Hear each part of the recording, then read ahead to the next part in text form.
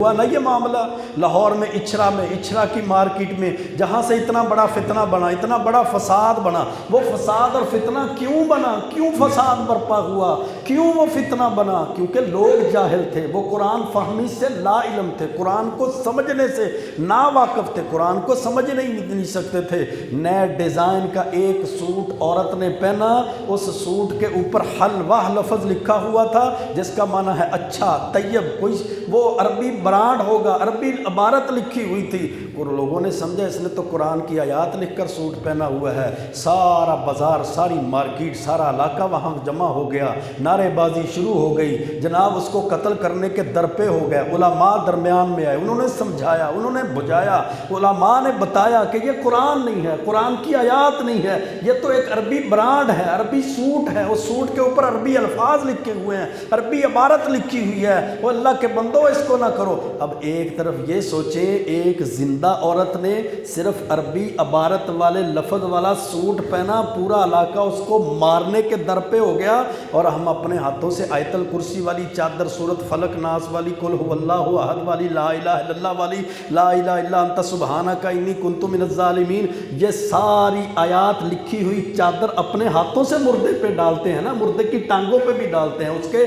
जिस्म पर भी डालते, यानी मैयत पर कुरान डाल दिया जाए तो ठीक है, जिंदा कुरान का लफ्ज़ लिखा हुआ तो उसको कत्ल कर दिया जाए।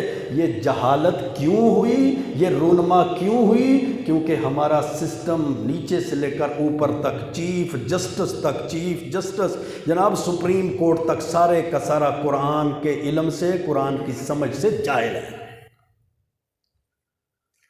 जब सिस्टम भी जहालत वाला हो, जब कुरान की फ़हम ही ना हो, जब कुरान की समझ ही ना हो, कुरान की तालीमात का पता ही ना हो, फ़र्क ही ना हो, ये कुरान लिखा हुआ है या गैर कुरान है, ये सिर्फ़ अरबी इबारत है या गैर अरबी इबारत है, ये जनाब अरबी का लफ्ज़ है या कुरान का लफ्ज़ है, जब हमें ये ही ना पता हो, बस मरने मराने पे तो तुल जाते हैं, अमल करने पे हम नहीं तुलते।